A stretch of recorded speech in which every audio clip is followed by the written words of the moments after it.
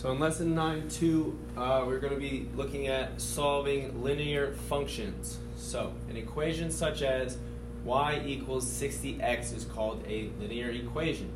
A linear equation is an equation whose graph is a line. That is a vocab word. Make sure you know and understand that. The solution of a linear equation consists of two numbers, one for each variable, that makes the equation true.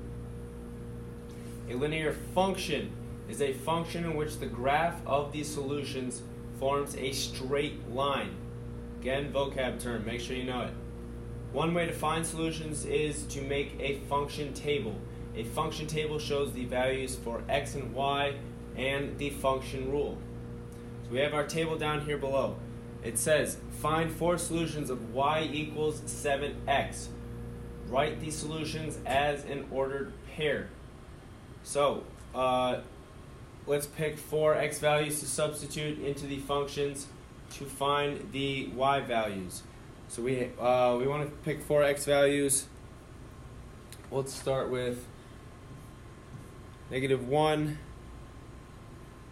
0, 2, and 3. Okay, so when you're doing these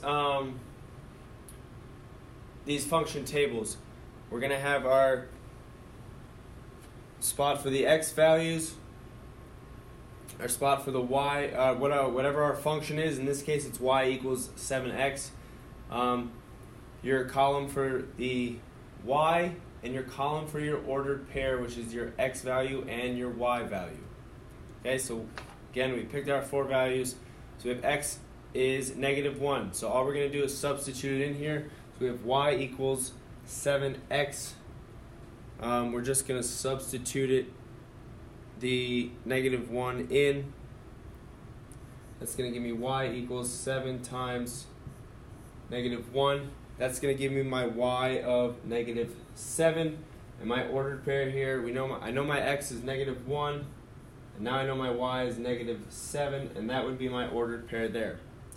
If I substituted 0 in for x, I have y equals 7 times 0. That's going to give me a y value of 0. My ordered pair would be 0, 0. Okay, my x value is 0, my y value is 0. If I substituted 2 in for x, I have y equals 7 times 2. That's going to give me a y value of 14. So my ordered pair would be, my x is 2, my y is 14. So my ordered pair would be 2, 14. If I substituted 3 in, y equals 7 times 3. It's going to give me a y value of 21. And my ordered pair would be, my x is 3, my y is 21. Okay? Alright, so our first problem, it says games cost $8 to download onto a cell phone. Ringtones cost $1. Find four. There's only going to be not 4 here.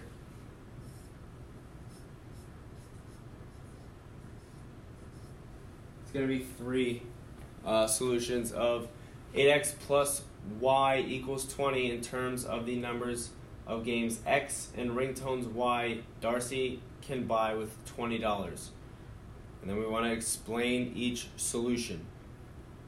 So if we set up our, before we set up our function table, we want to rewrite our equation in the form, just like we had back in our first slide, in the form of y equals, and then whatever the rest of our equation is. So in this case, we have 8x plus y equals 20. I want to rewrite it as y equals. So to do that, I'm going to subtract 8x from both sides. I get y equals 20 minus 8x.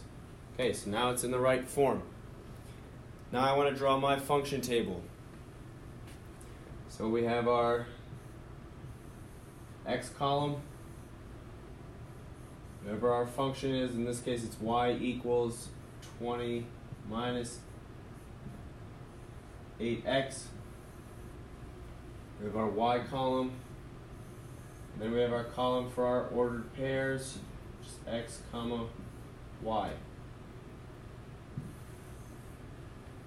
So let's start with an x value of 3. So let's say 3. So I'm going to substitute 3 in for x in my equation. I have 20 minus 8 times 3. 8 times 3 is 24. So I'm going to have 20 minus 24. That's going to give me negative 4. This is not going to work because in this case I cannot have a negative y value here. I cannot have a negative value. So this one, you don't even need to fill out the rest because that one does not work because we have a negative y value which we cannot have. Now, let's try, we know 3 didn't work. So let's try 2. Our x value of 2. So I'm going to substitute 2 in for y, or for x in my function. So 8 times 2 is 16. 20 minus 16 is 4.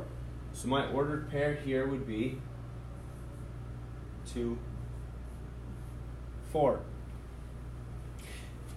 And that works. And that tells me that Darcy can buy 2 games and 4 ringtones. That's one possibility.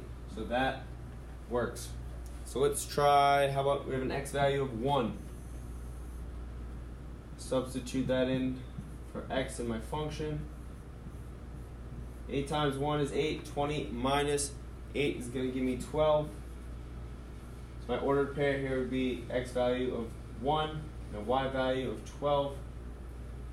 And that tells me that Darcy can buy 1 game. Another possibility would be that he can buy 1 game and 12 ringtones. So that works. Now I want to try 0. So I have an x value of 0. I want to plug it in. I have 20 minus 8 times 0. 8 times 0 is 0. 20 minus 0 is just 20.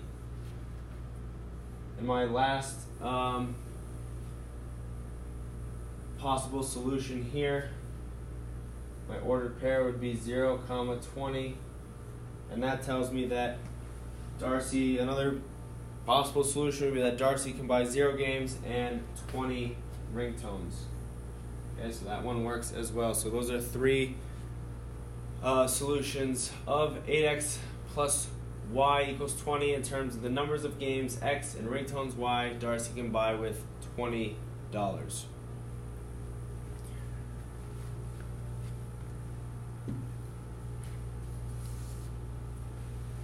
Alright, so graphing linear functions. When we're graphing linear functions, the x-coordinate of the point at which the graph crosses the x-axis is the x-intercept. In this case here, on our graph to the right here, our x-intercept here is 2. The ordered pair would be 2, 0. The y-coordinate of the point at which the graph crosses the y-axis is the y-intercept. In this case, on our graph over here, my y, if it would fill in, my y-intercept is 3, and the ordered pair would be 0, 3. So, since 2 points determine a straight line, a simple method of graphing a linear function is to find the points where the graph crosses the x-axis and the y-axis, and then we just connect them. So, we've got our problem down here. We want to graph negative 2x plus y equals 4. To find the x-intercept, we're going to let y equals 0. Okay, this is how we're going to find our x-intercept. So by letting y equal 0, we're substituting 0 in for y in our function. So we have negative 2x plus y equals 4. We want to rewrite it first. Now I want to substitute 0 in for y. So I have negative 2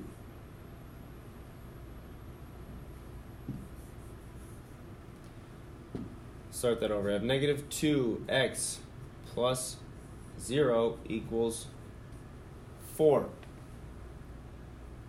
Okay, so that's just, I can rewrite that as 2x equals 4. To find x, and divide both sides by negative 2. And I should get x equals negative 2 as my x-intercept. Okay, so if I have an x-intercept of negative 2, the ordered pair would be negative 2, comma 0. If I want to plot that on my chart, I simply go, I know my x value is negative 2, and my y value is 0, so my point is going to be right here at negative 2. Okay, and now we want to find the y-intercept, so we're going to let x equals 0. Okay, to find our y-intercept, we're going to let x equal 0, so we're substituting 0 in for x in our function here. So we have, rewrite it, negative 2x plus y equals 4. Substitute 0 in for x with negative 2 times 0 plus y equals 4. Negative 2 times 0 is just 0, so that's going to leave me with y equals 4. And that would be my y-intercept. Okay, and if I wanted to write that as an ordered pair, it would be 0, comma 4. Now, I want to graph this on my chart here, and I would go to my x value is 0, my y value is 4, so I'm going to go up from 0 up to 4 and plot that right there. And we want to connect these 2 points, so in order to do that, we would draw a line that connected these 2 points, and make sure we put our arrows at the end of this line. Now, I drew this arrow freehand, but when we are plotting these points and connecting them, we want to be sure to use a straight edge, like a ruler or something, to draw a line through both points. Okay, so that's going to give us our graph that is the most accurate. I just freehanded it here, but when we're plotting these during class and stuff, and on your homeworks and stuff, use a ruler or a straight edge of some kind to get the most accurate graph with those 2 points.